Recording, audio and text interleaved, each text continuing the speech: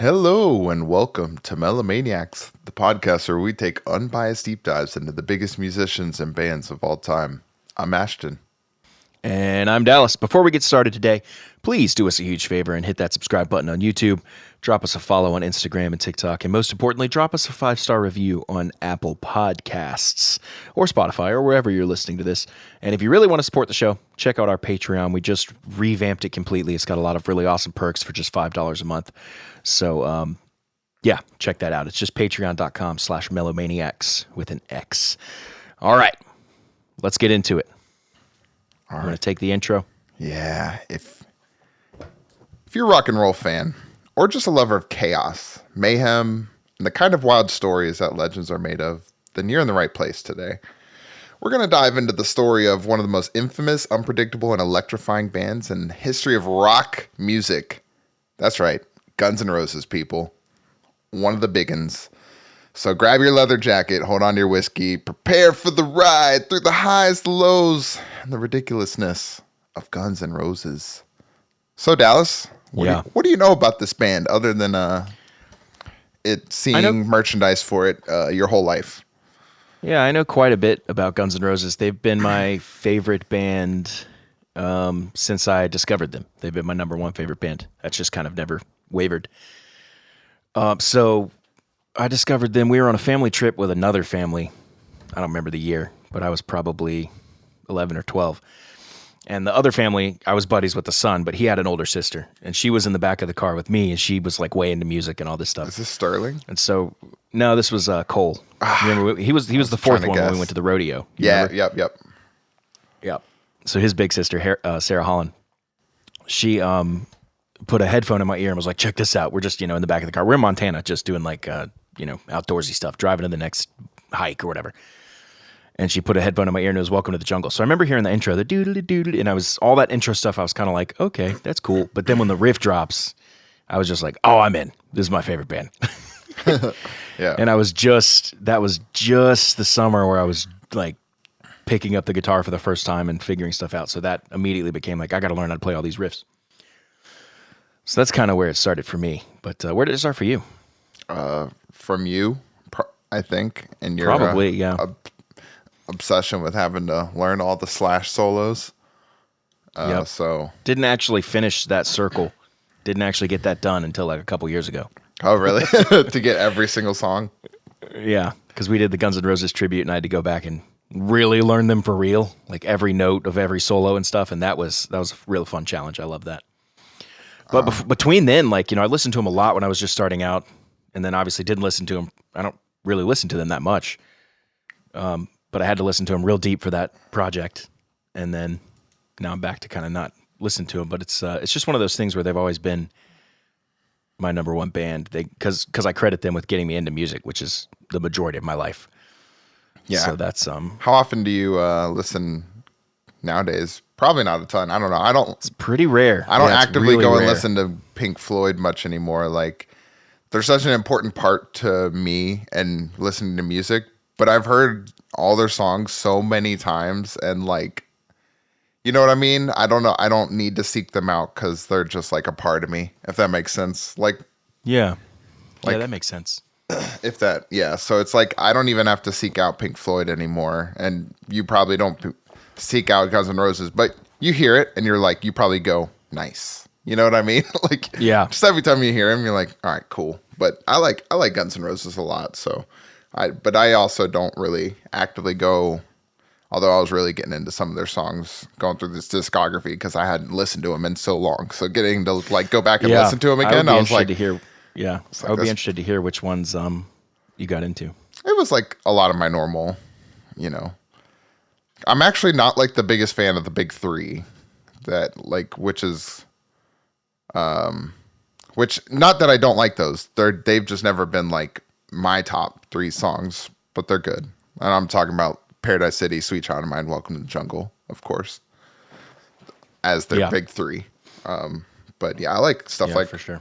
Rocket Queen, Mr. Brownstone, Yesterday. That kind of stuff is all really, really good. But we're gonna get into that.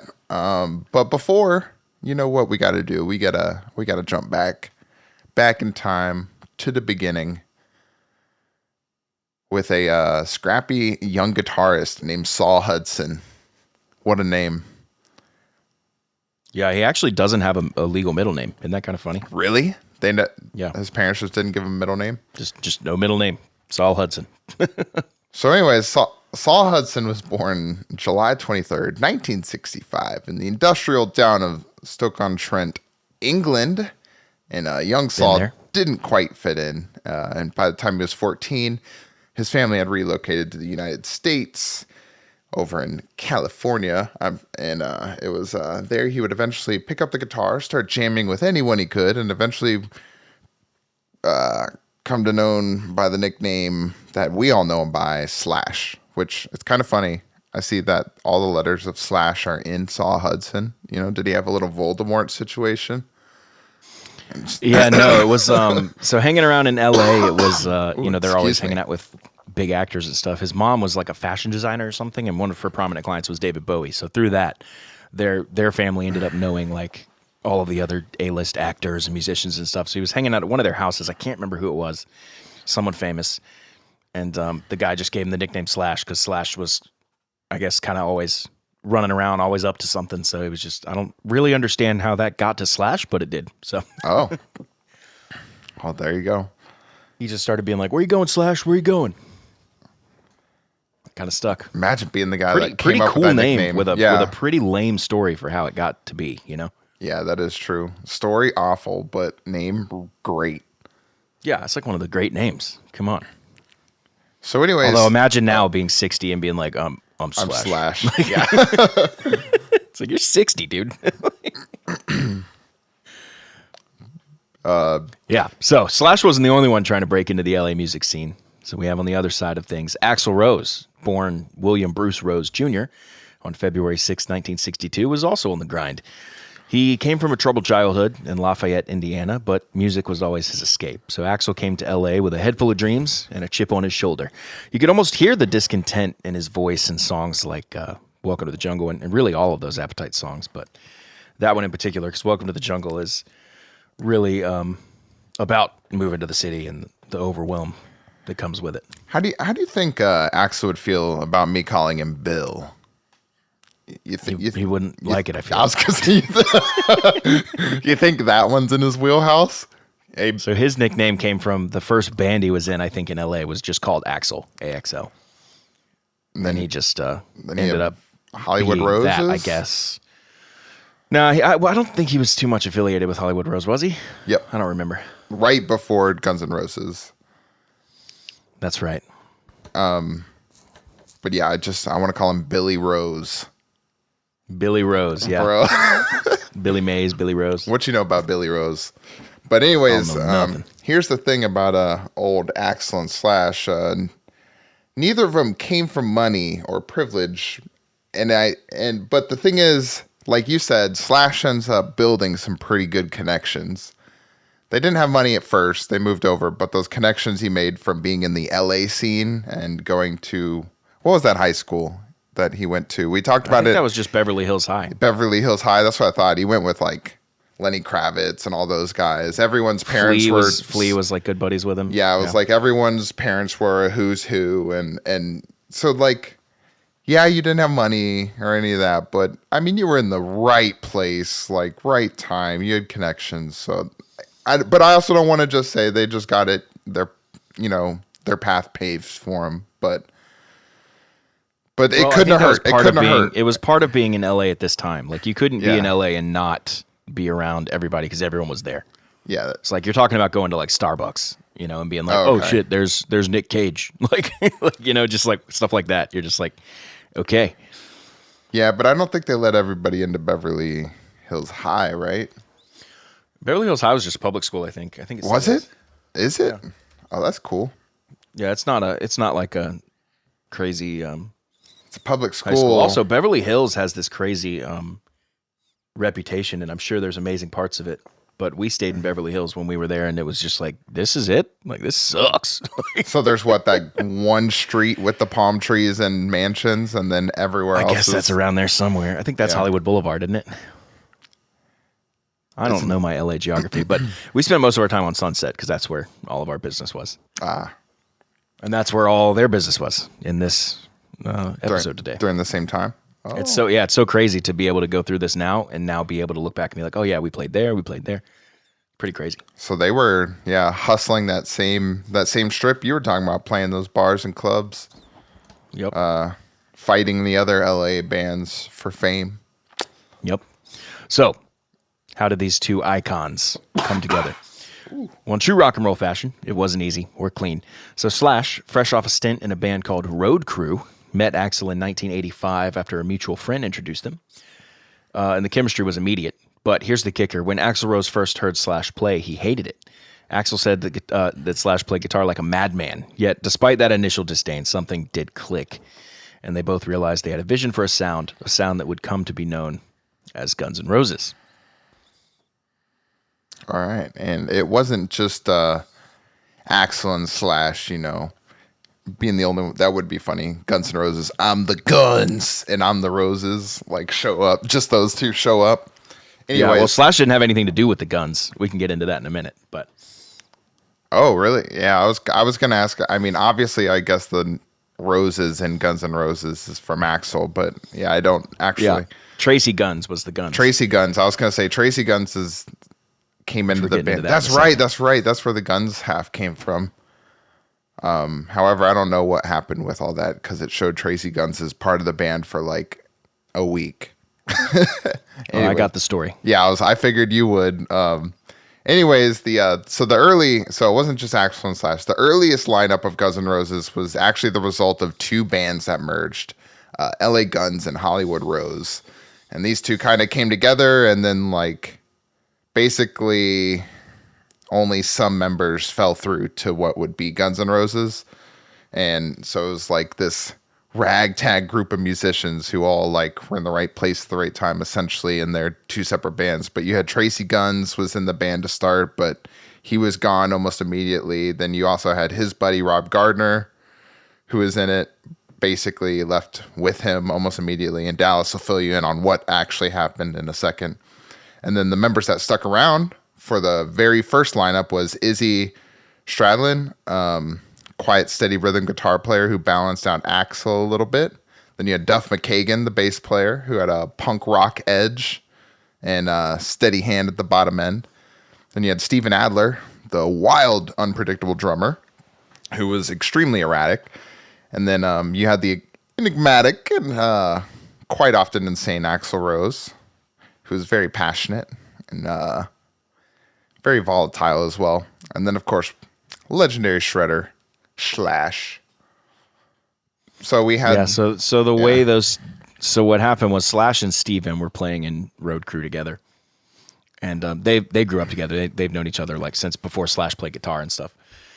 And Duff had actually come and jammed with them one day, so they kind of knew Duff that way. They didn't know Axl or Izzy really. They kind of knew of them and had crossed paths, but they'd never played together or anything, to my knowledge.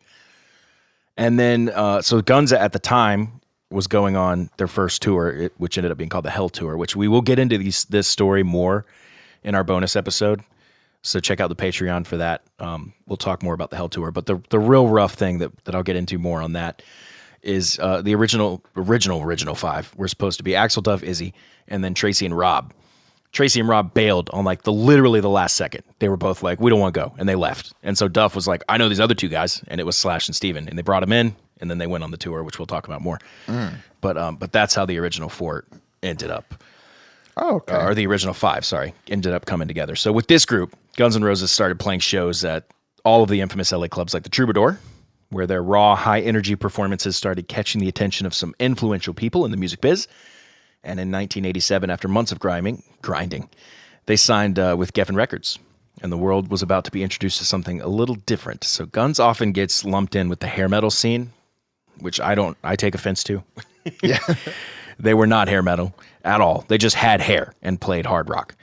So that's a little confusing, I understand. But you look at bands like Poison, Motley Crue, just name them. White Lion, Cinderella. Guns N' Roses is not like any of those bands. They're in a class of their own.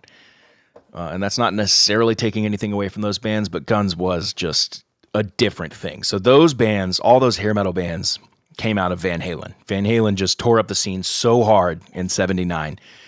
that there was a stream of copycats after him, and those all became the hair metal bands. Guns N' Roses came along, and they were like, we're not going to do that. We're not going to be doing tapping, shredding, all this crazy stuff. We're just going to be doing like Led Zeppelin, Aerosmith type stuff. And so that's where they came from. So that's why they ended up having such a different sound. Yeah, I guess because we kind of noticed in doing our decades that, I guess hair metal doesn't die in the 90s. It dies mid-80s. It doesn't last that long. That late 80s, really starts to set up a lot for the 90s. Even though some of these bands, like, Guns N' Roses, like you said, they really stood out from the other bands. Musically, they stand out from those other ones, like, a lot.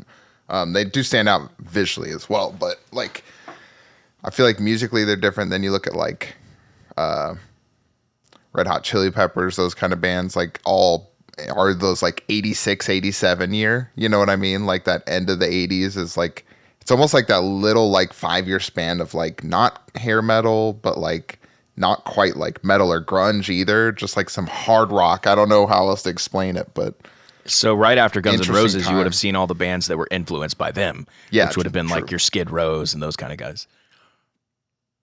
It's weird to think of them as like influential to the 90s when they were still so young. Well, then what happened was in 91, Nirvana dropped Nevermind, and that was just a nail in the coffin. All guitar music was done.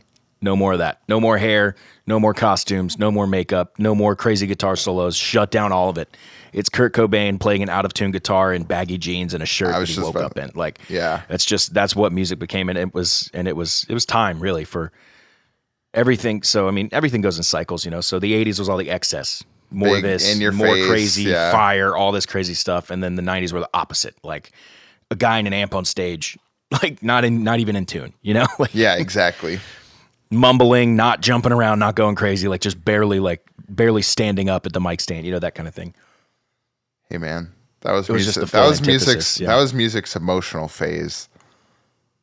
I guess, yeah. He was having a rough go. Anyways, let's talk about Guns N' Roses' debut album. Let's see what kind of chaos those guys could come up with. Let's do it. So their debut album, Appetite for Destruction, was released on July 21st, 1987, and that marked the beginning of a rock revolution, as we were just talking about. The album took about 15 months to complete, and while it was a slow burn at first, it ultimately exploded onto the scene,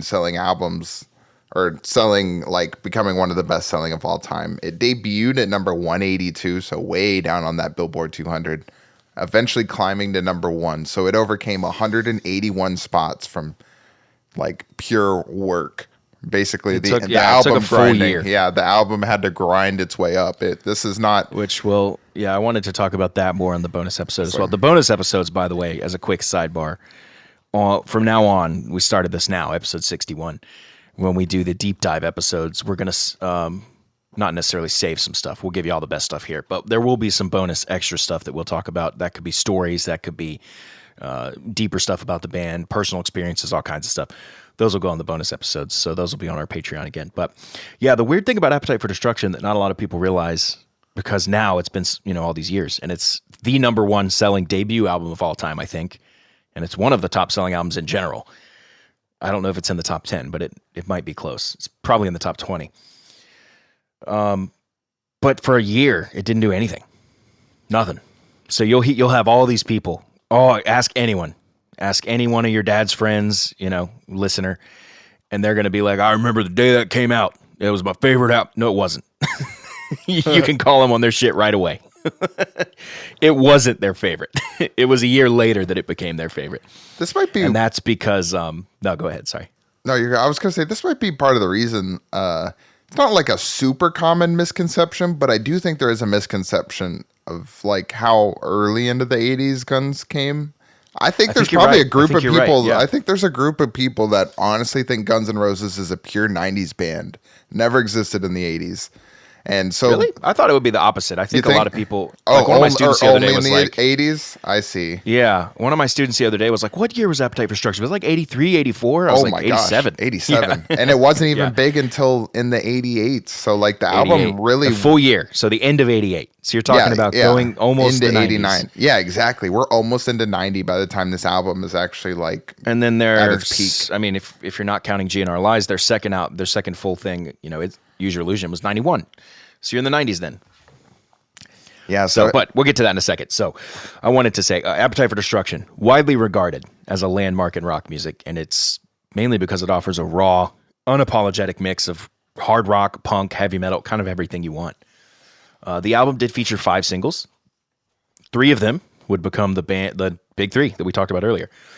Their absolute biggest anthems. So Sweet Child of Mine reached number 1 on the Billboard Hot 100. That was the reason that the album broke, which again we can talk about a little more, but basically the gist is Appetite for Destruction was not performing incredibly well until the Sweet Child of Mine video got picked up by MTV, and then they played that video like 20 times an hour, all hours of the day, and it just rocketed it to number 1, and then the album became a massive selling hit, and the album itself rocketed to number 1, and it was a shooting star from there.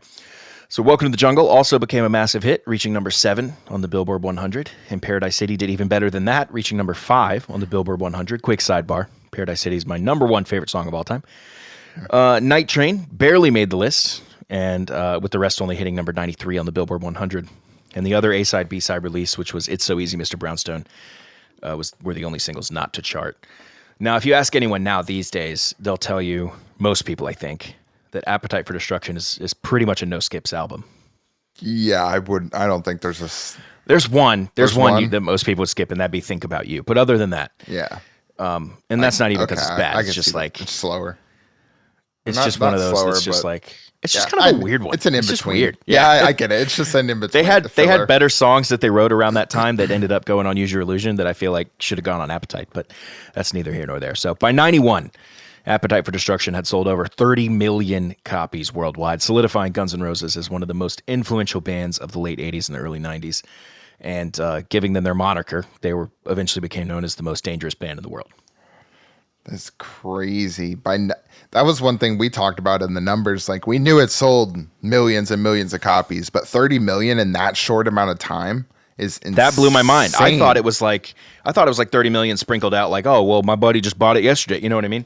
Yeah. And it's like, of course, like it's one of the biggest albums of all time. It's still going to sell, but getting that. I mean, it is. It's a rocket ship. It's just straight up. Like you watch the exponential curve. It's just a vertical line for these decades. Right? Yeah. Well, not decades, for these like months, really. Yeah. Sales numbers were just like, they couldn't be broken. So the bulk of their sales were in the first like 3 years. Yeah. Right. They just I guess that's true of any album. They made their money. Like, but anyway, Crazy. but let's pause for a moment though. When we talk about Appetite for Destruction, it's important to remember it wasn't just about like catchy riffs, rebellious lyrics, all that. The album was extremely raw, and the band's lyrics were full of like gritty realism, fueled by their wild lifestyles, societal discontent. All that rage came from being in a band in the late 80s and like the LA rock scene.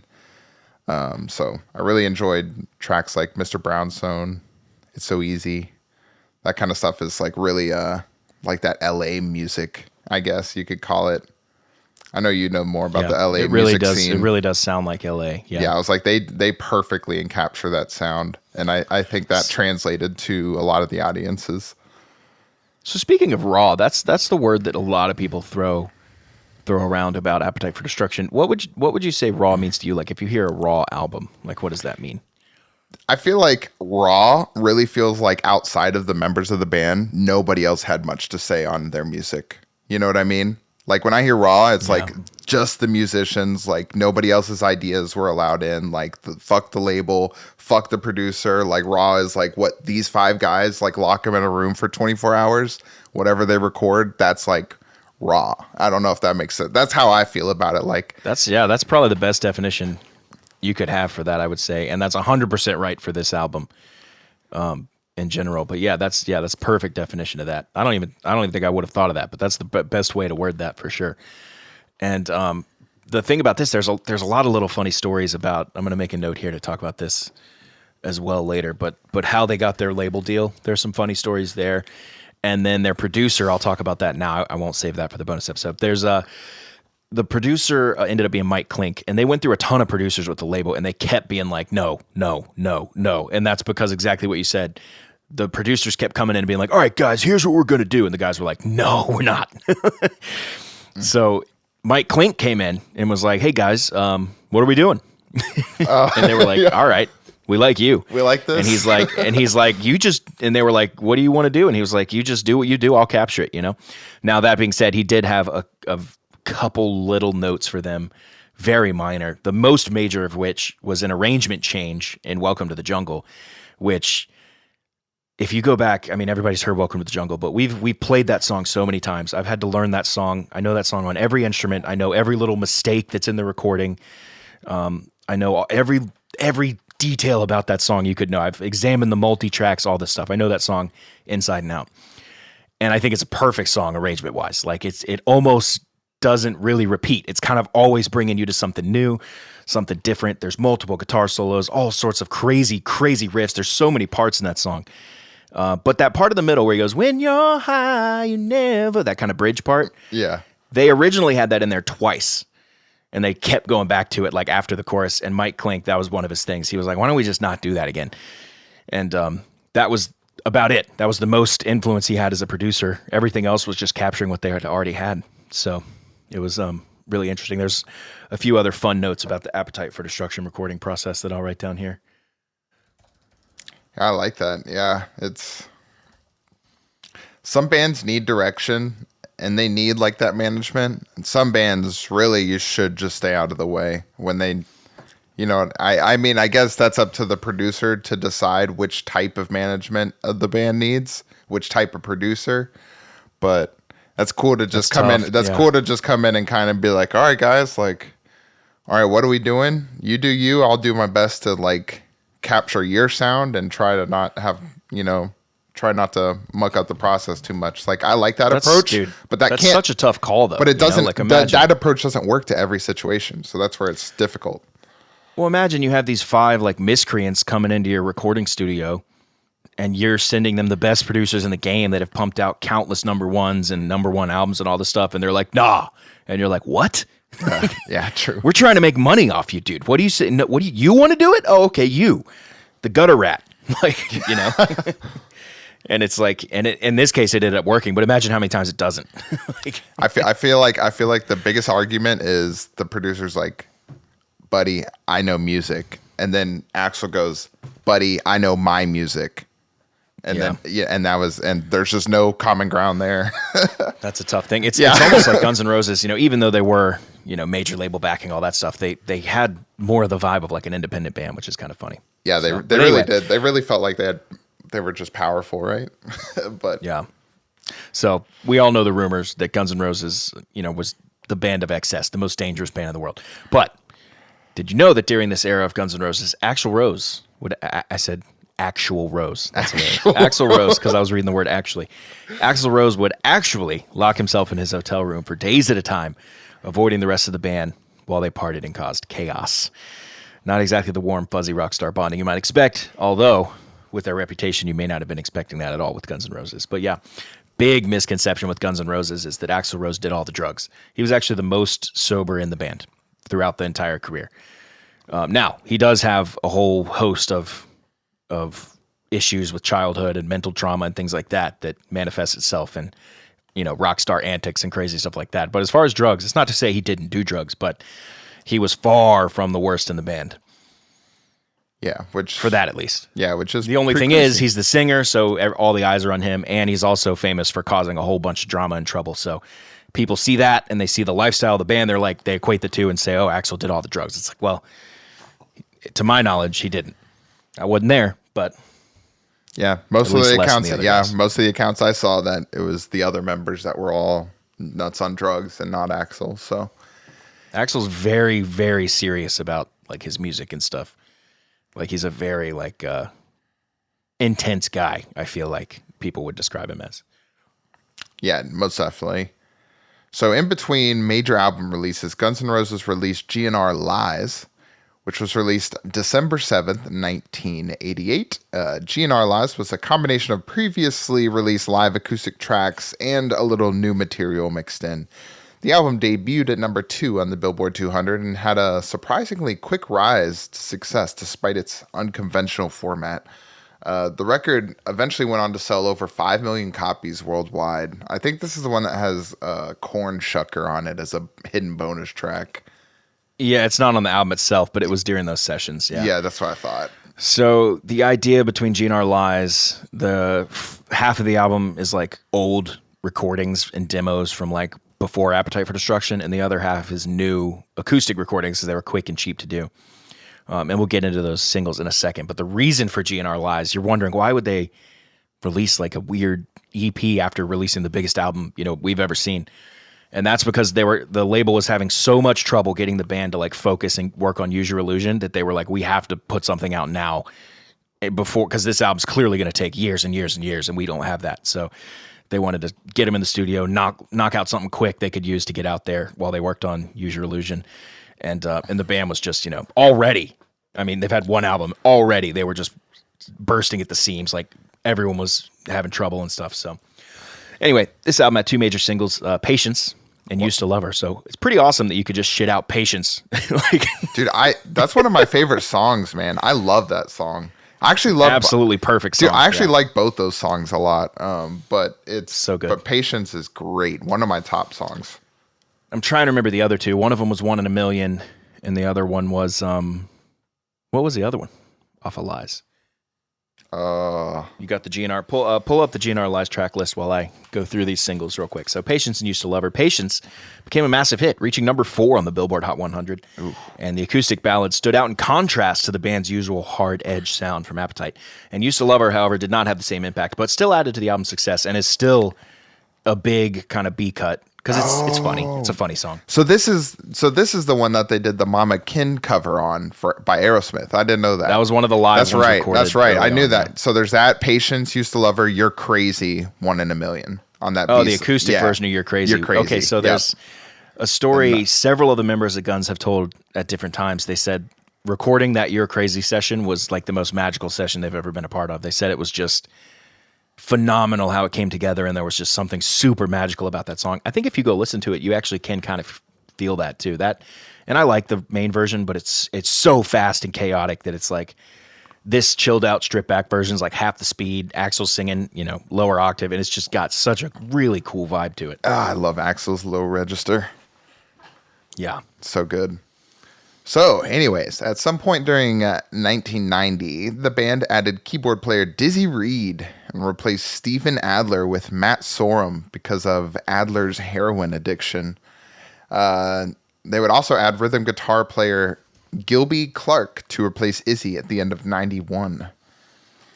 Now that's a short paragraph there covering so much. I know, drama and details and stuff that we can't really get into here because there's so much more to go on. But suffice to say, I will talk about both of those. Okay, I figured if you're interested a little bit later. Yeah, I definitely am. And there's just so many member changes. There's so many like stories from each one of the member changes, and it was just a lot to get into. So I figured we could do some bonus stuff with that. Yeah, I will talk about Steven's exit on the bonus episode because it's just too much to get into here. But I will talk about Izzy right here, and that's Izzy basically was just tired of the chaos. Like he had sobered up, no one around him had, so he was very isolated from that. So he was, the guy on tour trying to be sober while everyone around him was just going ham. Yeah, that's you what. can That's imagine what, how hard that is and how not fun that is. Yeah, I did read that. But basically, aside from that contributed to it. But the biggest thing was Izzy's a real chill, quiet, reserved guy, and being a rock star wasn't ever on his list of things he wanted to do. He just wanted to make music. So when the band got that big and everything was now less about the music and more about the parties and the tours and the, all the trappings of that, he was like, you know what, I'm out. I'm going to have to step back. So he did a few more shows with them while they looked for their guy. They ended up getting Gilby Clarke to replace him. And that was during the Use Your Illusion tour that happened, if I remember. Or maybe it was in between. It was, yeah. I just mentioned it because it flowed right there. But yeah, I did Yeah. read that Izzy was like, I got sober. No one else was sober. This sucks. So That's a tough place to be. Yeah, literally. Here's another fun fact I wanted to mention before we move on, and that would be this is a infamous moment. On July 2nd, 1991, Guns N' Roses got banned from the city of St. Louis after a riot broke out at one of their shows. So what happened was, and you can find this clip everywhere, it's a really famous clip. A guy's filming or taking photos or something in the crowd. Axl didn't like it. Mid-song, I think they're playing Rocket Queen. He points to the guy and says, "Hey, security, get that guy, get that guy." I don't know why he had such a problem with this, but he did. Security didn't do anything, so Axl says, "Fine, I'll do it." He slams the mic down on the ground. You hear the feedback. He dives into the crowd. If you've seen any VH1 Classic, you've seen this. You've seen him leaping off the stage. Yep. Punches the guy a few times. Security breaks everything up. I think he ends up smashing the camera. He gets back on stage, picks up the mic, and says this very famous line: "Thanks to the lame-ass security, I'm going home." And he slams the mic down again and walks off stage. Everyone around him, all the bands all looking at each other like, what do we do? Yeah, right. So they play for like a second more, and then you hear the band start trickling out. And then they kind of exit the stage, and I believe that's where the video ends. There may be some footage of what happens after, but what happens after is the crazy part. The crowd fully riots. They tear down the entire stage, destroy all the gear, destroy the venue. They're burning cop cars, flipping everything. And Guns N' Roses, the members were like shuttled out of there real quick, trying to get out before the chaos, because there could have been some serious harm, and there probably was some serious harm. And anyway, after that, the city of St. Louis was like, nope, no more Guns N' Roses. So they turned all that out. Just recently got lifted. Yes, they returned to St. Louis on the recent tour, I think for the first time. Yeah, I want to say it was like that's in a pretty wild story 2023 or something like that is when they first went back. Yeah, but yeah, it's funny because when I went to type in to find the actual details, I was like, I typed in Guns N' Roses banned from, and then like a couple cities popped up, and I was like, what? And so what it was is they got banned from St. Louis, and then they canceled a couple shows in some other cities following that. And so then there was like some rumors that they got banned from some other cities, but it was just St. Louis. Yeah, the rumor mill. Yep. Yeah, it was St. Louis. They did skip their follow-up to St. Louis was supposed to be in Chicago. They canceled that show. And then, like they said, they skipped town to basically avoid legal issues because Axl was supposed to be charged with like assault. Like for sure. Should have been arrested that night and taken to jail for assault. But they dipped instead. So, yeah, that works out. Yeah, that's so nuts. Yeah.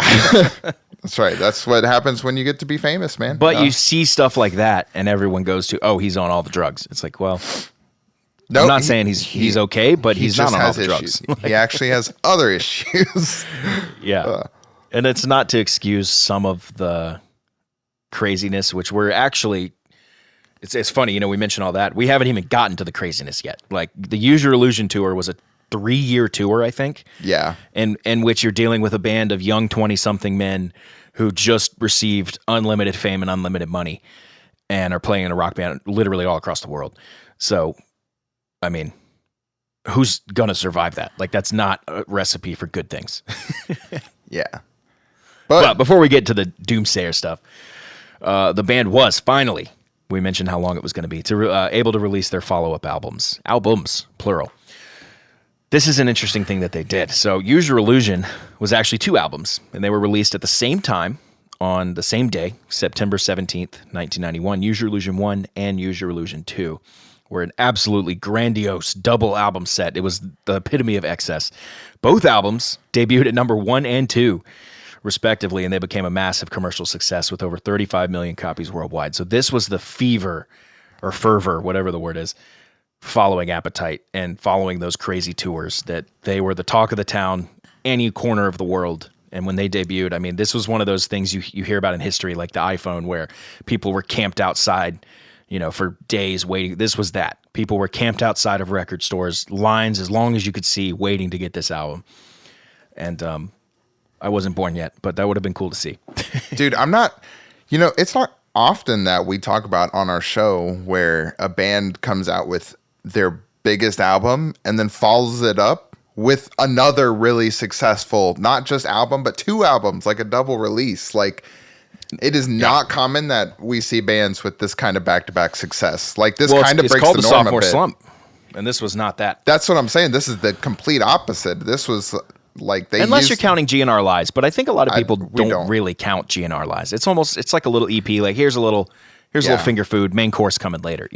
I just don't count that one because it just felt like more of like the label, like you said, the label. We got to put something out, not Guns N' Roses. We got to put something out. So that's where I see Use Your Illusion as the true sophomore album, personally. I think most people do. And to see those sales like match Appetite is insane for like back to back. So now the band never ever would have to release. I mean, after the first album, they would never have to make music again. Now they really could just like full on walk away. Like they are rolling in it at this point.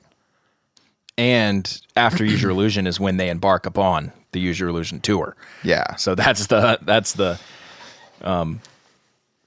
all of the that's where the band falls apart, I would say, is during that tour and just how rough that was on everybody involved and how chaotic and crazy. But let's talk about it. So Use Your Illusion 1, for those of you that may have been scrolling through and seen these albums, Use Your Illusion 1's the red and yellow one, and Use Your Illusion 2 is the kind of bluish one. Ashton, you growing up had a version of it that I'd never even seen. You had like a split version where it was like the biggest songs of both on one, and the album was, I remember, it was like split diagonally. Yeah, and one half was red and yellow and one was blue. I remember you had that, and I was like, what is this? It's like a greatest hits of the Use Your Illusions. It's crazy. Basically, is what it was. And anything I remember they could do to find more ways to sell, huh? The label's smart. So why don't you talk about Use Your Illusion 1, and I'll talk about Use Your Illusion 2 here. And then I did want to say, after you go through these singles, there's a few of these songs that were written before Appetite that I wanted to bring up. Okay. So Use Your Illusion 1 had 4 major singles: November Rain, Don't Cry, Live and Let Die, and You Could Be Mine. November Rain became one of the band's most iconic songs, hitting number 3 on the Billboard Hot 100. Don't Cry reached number 10, while Live and Let Die, the Paul McCartney cover, landed in the top 20. And I did want to say You Could Be Mine actually was one of the singles off of Use Your Illusion 2, which I'll go through now. So Use Your Illusion 2 had Knocking on Heaven's Door, You Could Be Mine, and Civil War, the latter of which became one of the band's defining songs. And Knocking on Heaven's Door is perhaps the most notable cover of their career, landing them yet another hit. Of course, that's the Bob Dylan song. Guns N' Roses actually did a lot of covers. You mentioned Live and Let Die. That's a big one. Knocking on Heaven's Door, it's a big one. And what you'll notice in common with all their covers is they always kind of just sound like Guns N' Roses.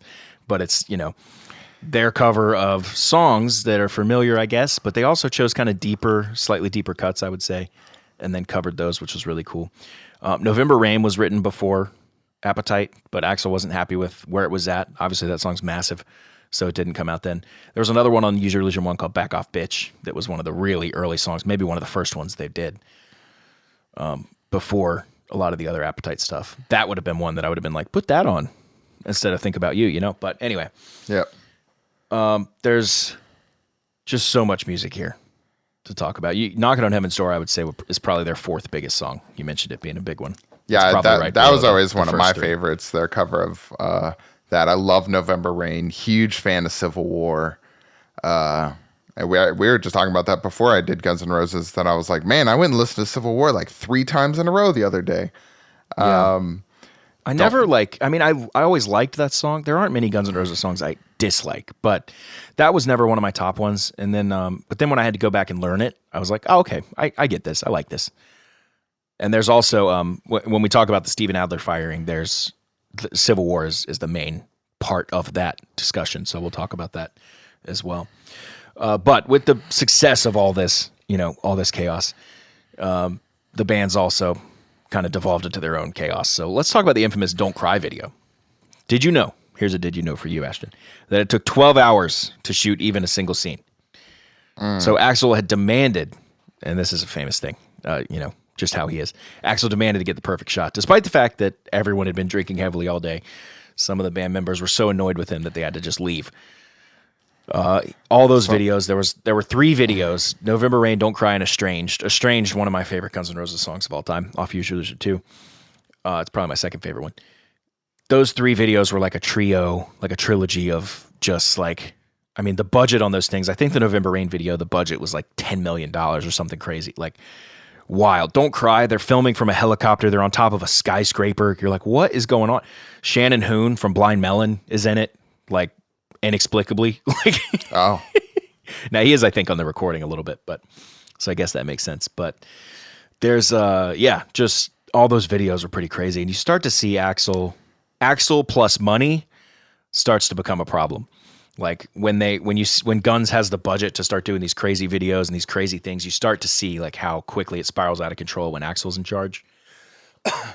For better or worse, it's not to say it's bad. It's just gets carried away. The most obvious version of that will be Chinese Democracy, which we'll talk about in a little bit. But yeah. So Axl Rose, like we said, ever the perfectionist, was basically in the driver's seat for the band, making the decisions, and this led to a ton of tension in the group. Slash started to feel like he was being pushed out, and by the time they finished by the time they were done with that Use Your Illusion tour, like it was clear the band was basically done for. Like that, the Use Your Illusion tour basically signed, or was the final force, and it wasn't the final force, but like you were saying, a 3 years tour of a bunch of 20-year-olds. I mean, that doesn't go well for anybody, and there was just so much turmoil. It's kind of like a slow trickle over the 90s, and we're going to talk about it. We were talking about a little bit before that, like the quote breakup is so muddy and confusing, so we're going to do our best. But the Use Your Illusion tour did end, and I'll let Dallas go in on some of the details on it. Do you want to do it here or a bonus episode on some of your tour stories? There aren't many specific ones that I know. It's more of the overarching thing just itself. But as you're reading this, I mean, as we're going through this here, it's just hitting me how it's kind of just sad. It's like, how could you won everything? You conquered the music industry. How few people get to do that, and you couldn't hold on to it because of personal reasons or drugs or whatever it was. You just had everything. And then it just got thrown away. Like I just imagine coming home, like when you said, they come home from the tour and it was clear the band was falling apart. I just imagine like coming home from one of the most successful tours ever, and everyone in the world is like, wow, amazing, so great, yay. And then you just come home and everyone around the band's like, this is not good. Like, yeah, right. Just the juxtaposition of that, like how everything could be cheering crowds and smiling faces, but then on the inside, it's just sadness and darkness. Yeah, when you put it like that, that is that's an interesting way to think about it. Like, so like the world thinks that the band is in the greatest place ever. The band knows that they're not going to continue with as it is. That's so crazy. So the tour ended officially. I believe the last show was July 17th, 1993, and that show would be the last time that Matt Sorum and Gilby Clarke would play with the band, and the last time Slash would play with the band until 2016. So following that tour, the band released an album called The Spaghetti Incident with a question mark. That name actually came from Steven Adler suing them. He referred to something in the lawsuit called the Spaghetti Incident, so they thought it was kind of funny, which is also kind of dark, and they named it that. So that was originally planned to be an EP of covers, but ended up becoming a full album. Fun fact about that one, which I'll actually talk about after I finish this. Spaghetti Incident ended up being released November 23rd, 1993, and it was obviously a bit of a departure from Guns N' Roses' usual style. It was just a collection of punk rock covers and deep cuts from bands like the Misfits, the Stooges, and New York Dolls. The album debuted at number 4 on the Billboard 200, went on to sell 2 million copies worldwide. A flop by any estimation of Guns N' Roses. However, I've never heard anyone talk about this, at least enough. This album was one of the coolest things they did. Not because the music was good or whatever, but it's because they took their fame. They knew they had all this fame, and they wanted to give back to all the people that influenced them. So they cut covers from all of these people so they could get the royalties. So the Misfits, the Stooges, New York Dolls, all those guys they knew they would make bank off the royalties because those songs were doing nothing. But Guns N' Roses was the biggest band in the world, so they could put them out and basically give them a massive shot in the arm. So that was the thinking behind that. And that is really awesome. Pretty cool. Yeah, I like that. That is really cool. Don't see that too often, or at least as the reason for covers. You know what I mean? So, right. So the album. Now they did cover a Charles Manson song, so let's. Okay, yeah. So let's remember that. Hold your horses. So the album That was an didn't actual produce- decision for sure. Yeah, it didn't produce any major hits, but Since I Don't Have You, a cover of the Skyliners' 1959 song, was the album's most notable single.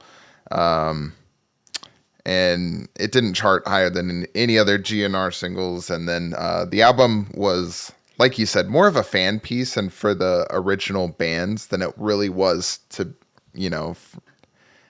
it was more of that fan piece and thing than it was to just like release something to make money off of, like a major release. So yeah, kind of like a cool little in-between project. Yeah, they've already gone through enough turmoil, But what most people forget about Guns N' Roses' legacy, because a lot, when we talk about legacy, it's not necessarily because we were there, we're only experiencing it through memories and photographs and whatever, is that it's not really just about the albums, it was about their live shows.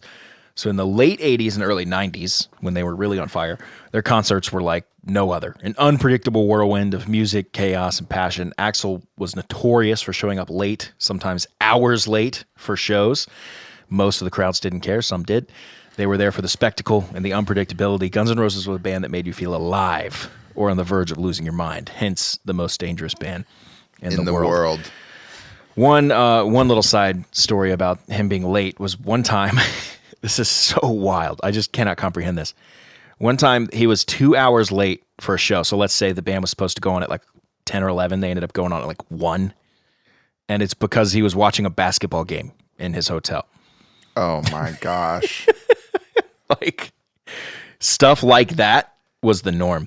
And Axl got the reputation for being late all the time. So that's why when they came back for the Not in This Lifetime tour, everyone was like, oh God, here we go again. How late they're going to be. And then when I saw them the first time, they're supposed to start at 7. They started like 7:02. I was like, nice. Dallas is out there. It seems like now he's, okay. Dude, you're out there bitching about the 2 minutes. Yeah, you gotta be kidding me, dude. You gotta be kidding me. I want my money back. No, that's so funny. But stuff like that, I have a hard time comprehending. Like, yeah, that is. What else you doing, dude? Like, this is the one thing you want to do. Go do that. Like, record the game. To be fair, it's probably before recording stuff, but yeah. But still, who cares? It's basketball. Like, it's one of the worst sports. I'm not gonna lie. The Timberwolves played a crazy game the other night. It was awesome. I did hear something about that, actually. I'm just recently getting into wasn't that the one where like everyone was ejected and stuff?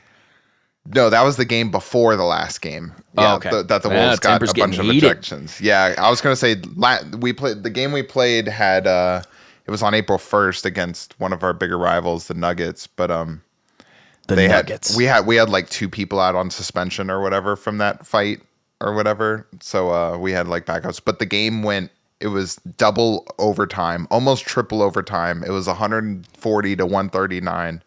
And that is wild. The best player in the league plays for the Nuggets, the other team, Jokic. He scored 61 points and got a triple-double. They still lost. It was a crazy game, dude. But anyways, we'll go back to music. Yeah, that does sound crazy. All right, back to... so I guess Axl, it might have been one of those kind of games. Yeah, Axl was like, I'm not leaving this, dude. I'm not leaving. It's double overtime. You kidding me? Yeah. Wait, you mean there's 80,000 people out there? They can wait. Yeah, text Slash, like, bro, this game's crazy. Yeah. Slash is like, on stage. Like, where are you? The fuck? We're going on right now. Dude, right, literally. Oh, I haven't left LA. Well, we're in Tokyo. I'm literally singing "Take Me Down" right now. Like, yeah. I'm singing your part. Yeah. But anyways, let's talk about the couple of decades that follow, because this is the rough patches and all kinds of the in-between years, I guess you could call. But in the decades that follow, the band is going to go through multiple lineup changes. Axl Rose he'll remain the only constant member in Guns N' Roses. In 2016, that's when GNR would shock the world by reuniting with Slash and Duff for a reunion tour. I'm not skipping ahead that far. So before we jump that, let's talk about some of these other lineups and albums that And came. real quick, it was called the Not in This Lifetime tour because whenever they were always asked, will you guys ever get back together? The answer was always not in this lifetime. Very similar story to the Eagles. Whenever the Eagles broke up, everyone would ask when do the Eagles get back together? They'd say when hell freezes over. So when they did get back together, they called it the Hell Freezes Over tour. I love that. I love that too. Are we here? Yep. Let's. Okay, so we talked about this a little bit right before we jumped on, but the first lineup move was to replace Gilby after he got fired in '95. That's actually the Gilby Clarke thing's weird. He didn't really get fired. This is a through line with Guns N' Roses that we haven't really touched on, but would drive any normal person crazy. And that is that Guns N' Roses, the communication between people in Guns N' Roses, I mean, you cannot even imagine how bad and little that was. Like, people would get fired because they would just never get called again. And you're like, well, I didn't get fired. I didn't know what we were doing. I never got a call. I guess I'm going to go join this other band. I don't know. Like, you're just kind of in limbo and like, no. And then you see, Guns N' Roses on tour with this other guy. You're like, I guess I'm out. Like, It was just stuff like that all the time.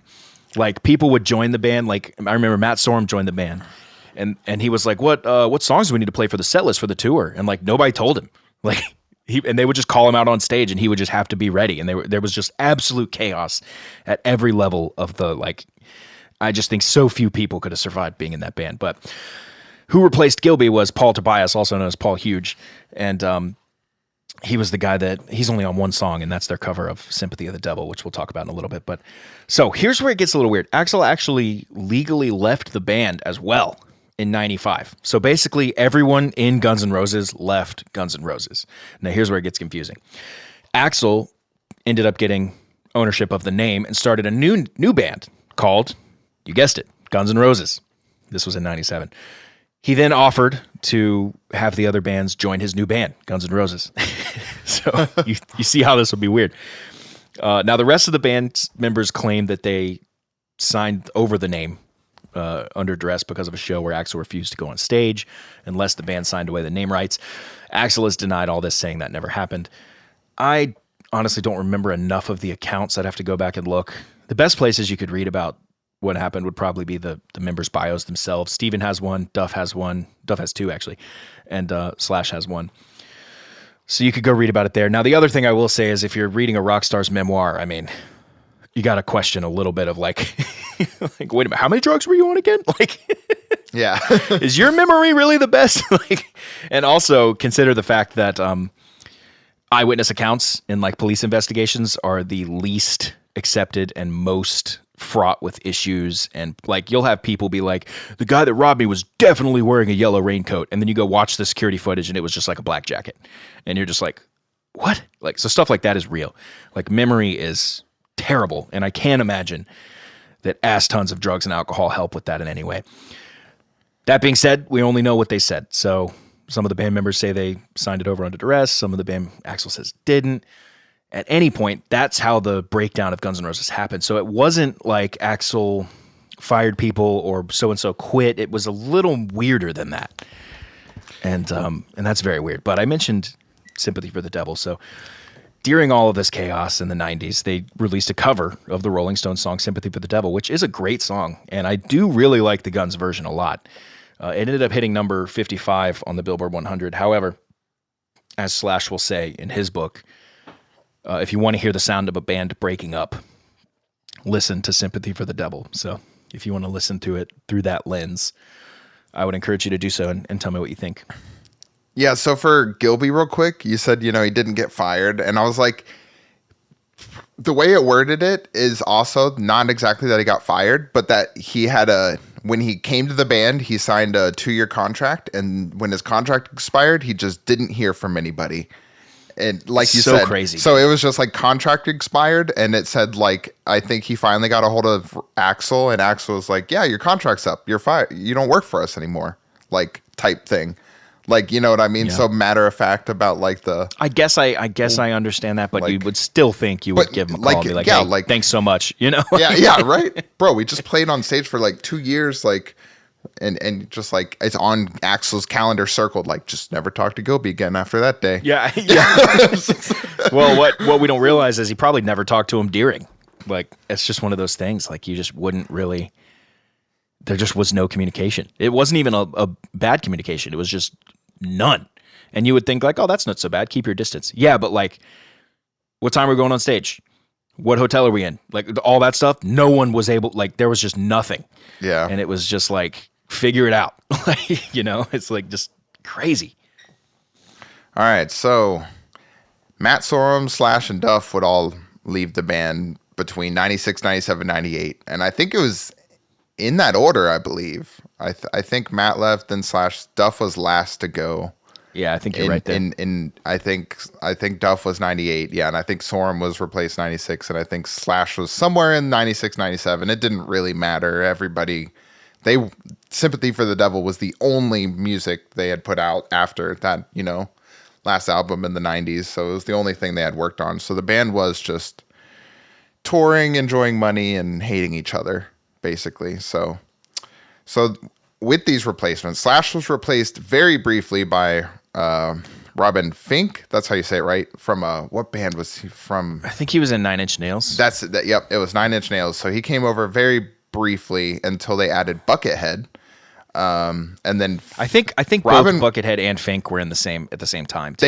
They were. So they added Buckethead, and then Fink was out for a small amount of time, like literally like a year or so, and then came back and was in it for a good amount of time again, overlapping Buckethead a second time. We'll talk about this a little bit, but all of this, so after Slash Duff left, so 98, all the way up to like 2008, 10 years or so.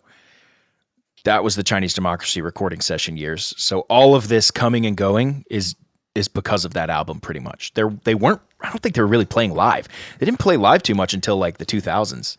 Like I think 2006 they maybe came out and played like some weird stuff, which we'll get into. But it was a lot of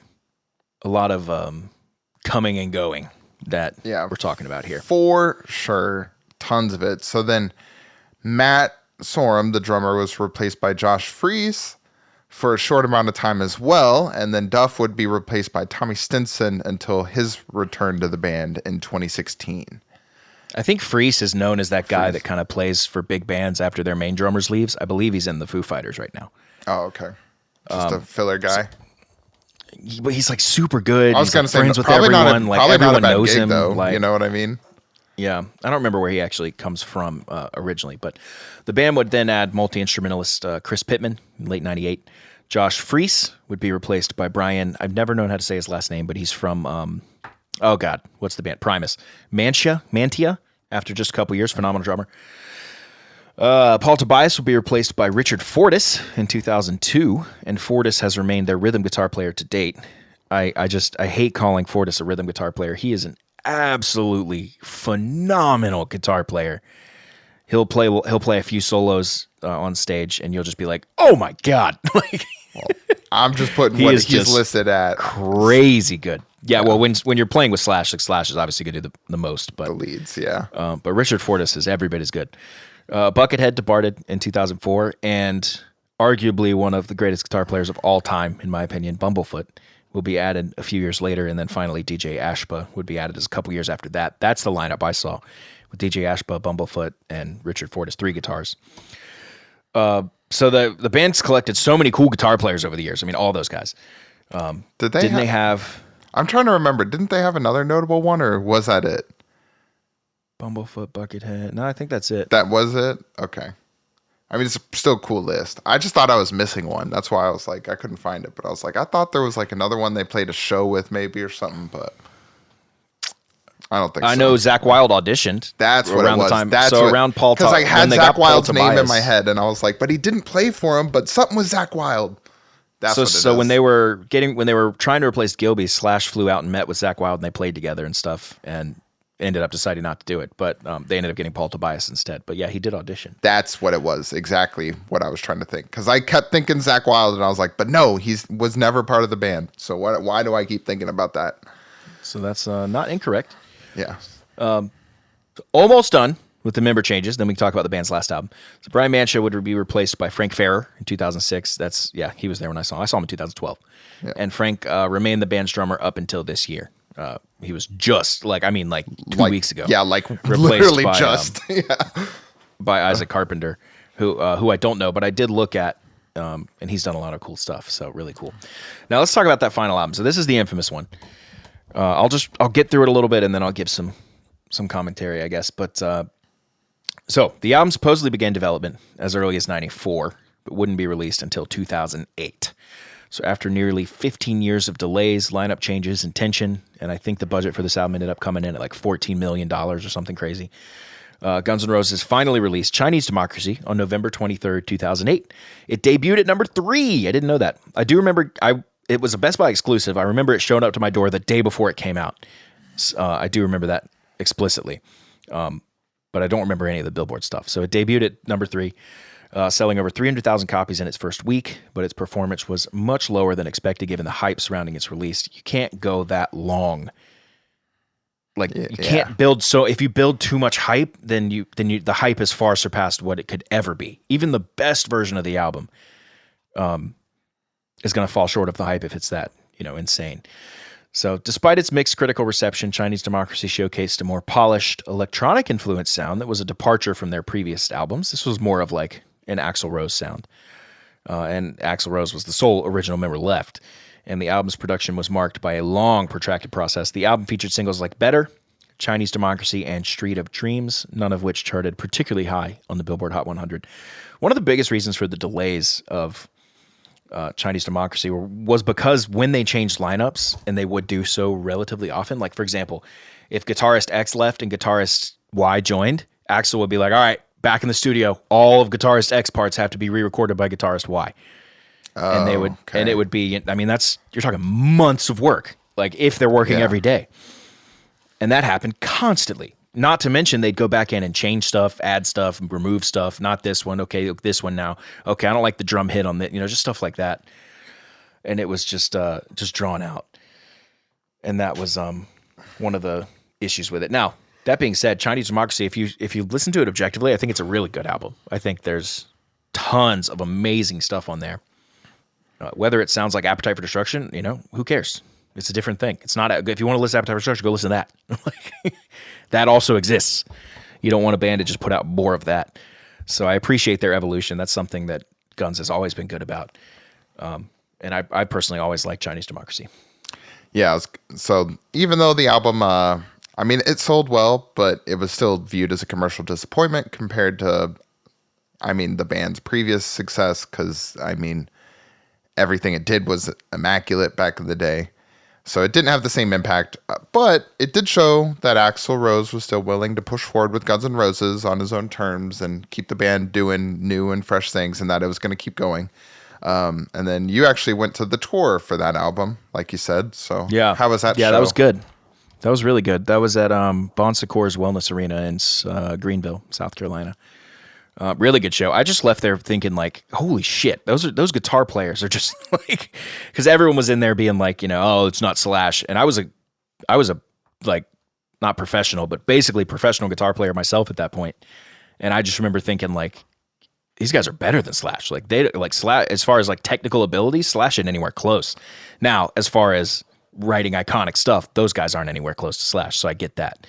What matters more to a casual fan? Iconic stuff. So casual fan's going to walk out of there being like, these guys aren't Slash. So I get that. There was a lady right in front of me the whole time that was just screaming, where's Slash? Every song. And then they played Sweet Child of Mine, which they always play relatively early. They played it like 8. They play like 30-something songs. They played it like 8th or 9th or something. And then she got up and left. And I was like, all right, cool. Wow. It's like, what a good fan. So after a few years after Chinese Democracy, on April 14th, 2012, Guns N' Roses were inducted into the Rock and Roll Hall of Fame. Slash, Duff, Steven, Matt, and Gilby all showed up for the induction. Gilby wasn't a part of the induction. He wasn't actually on the records, is why. But showed up to play with the group at the request of Matt Sorum. The band played Mr. Brownstone, Sweet Child of Mine, and Paradise City with Alter Bridge and singer Miles Kennedy on lead vocals. So that would have been around the time Slash was doing his solo stuff with Miles Kennedy. Yeah, so that's what I was thinking. That's why he just brought him in.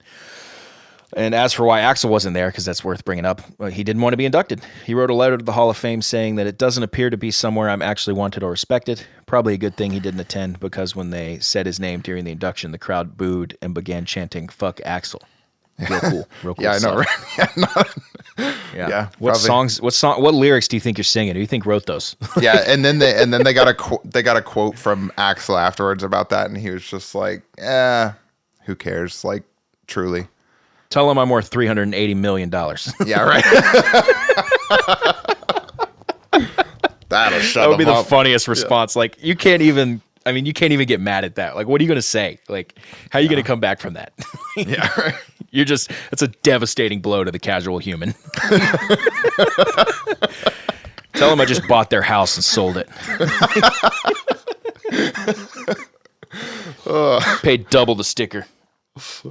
So in 2016, after years of speculation, Guns N' Roses reunited with Slash and Duff McKagan for the Not in This Lifetime tour, which spanned over 2 years and became one of the highest grossing tours in history.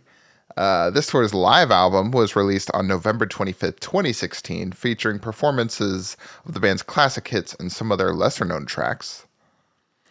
Yeah, keep going with that while I look up that. The actual track list. I see. Yeah. Okay, so the live album was more about the experience of the reunion than offering new material, but it showcased the enduring power of their live shows, which has been part of their legend since the 80s.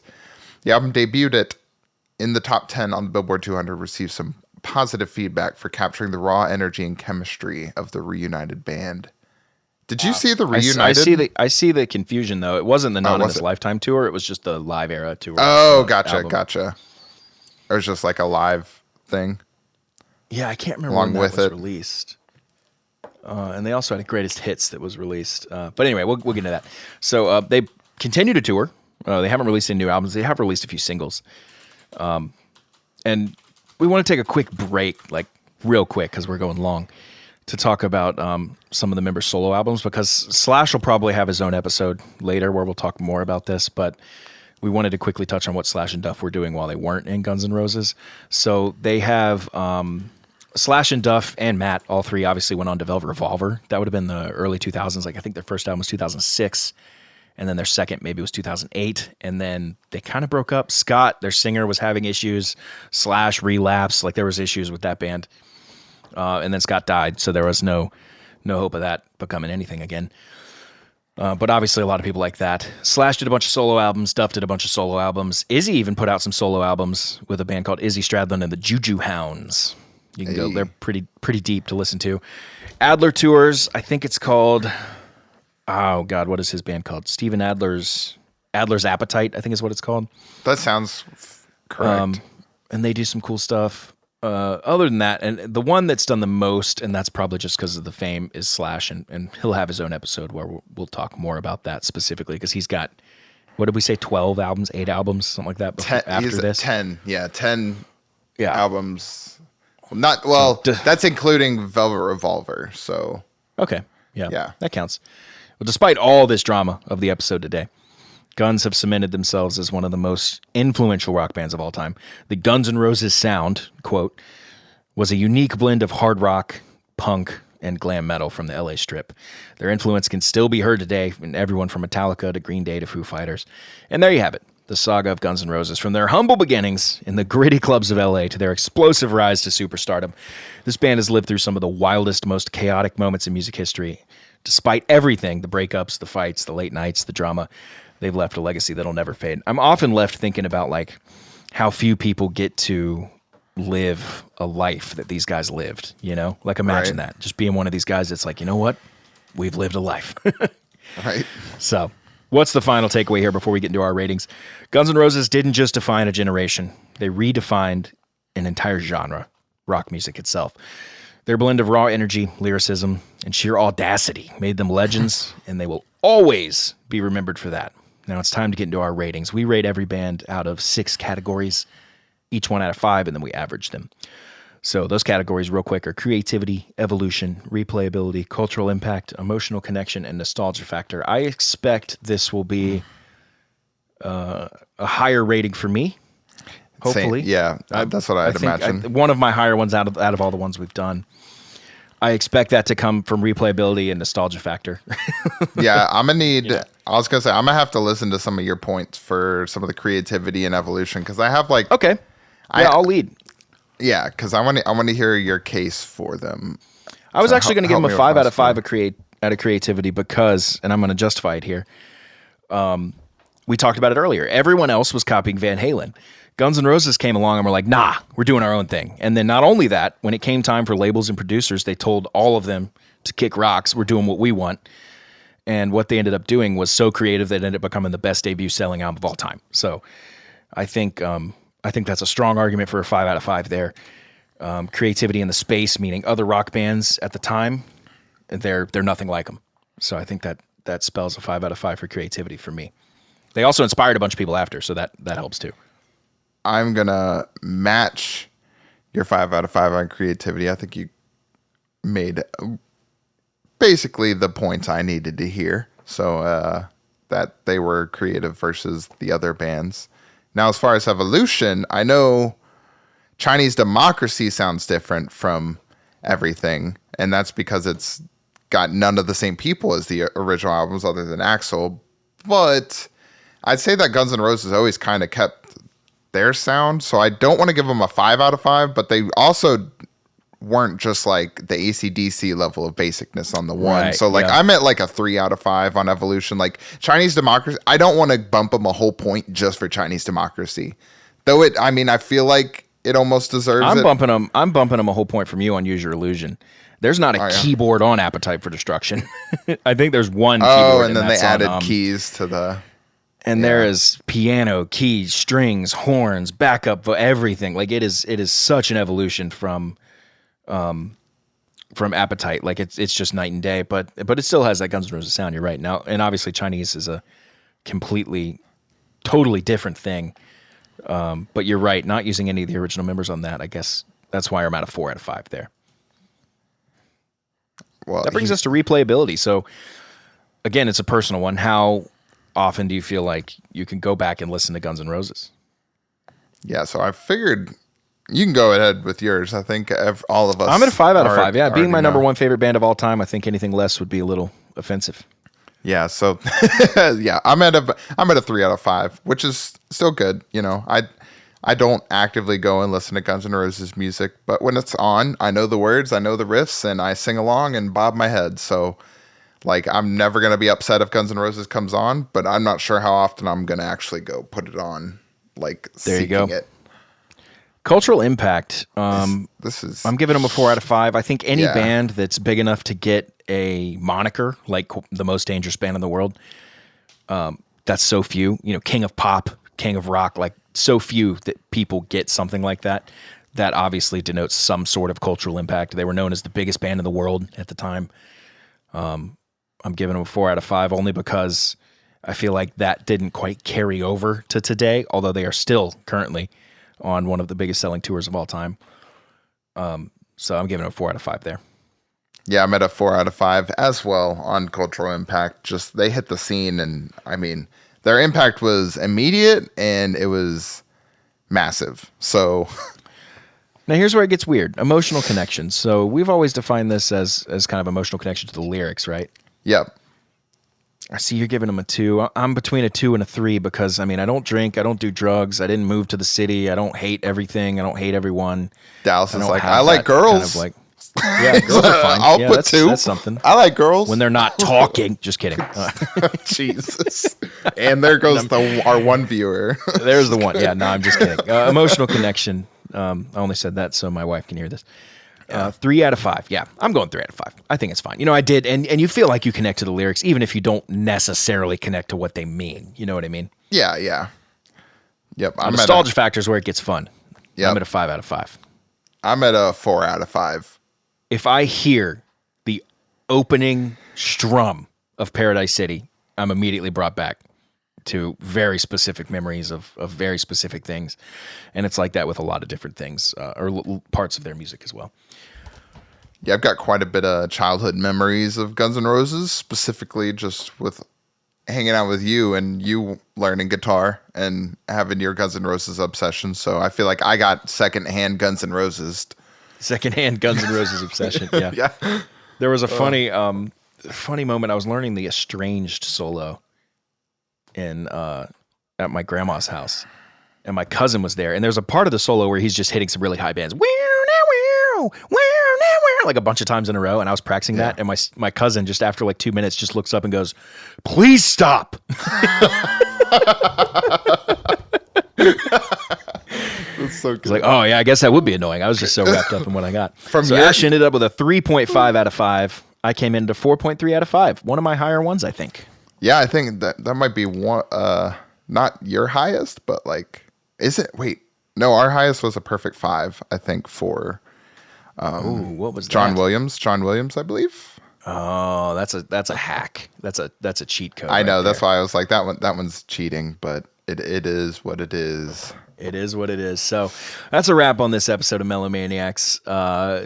Wanted to let you guys know, if you want more music history, weird stories, bonus episodes, and a backstage pass to the show, hit up our Patreon, patreon.com/melomaniacs. We're headed over there right after this, and we're going to record the bonus episode with some more stories about today. Guns N' Roses is obviously chock full of stories. So for $5 a month, you're going to get bonus episodes, early drops, so early access to every episode, access to our Discord community, a whole lot more. So help us keep these deep dives coming. Join the crew today, and we will see you guys next week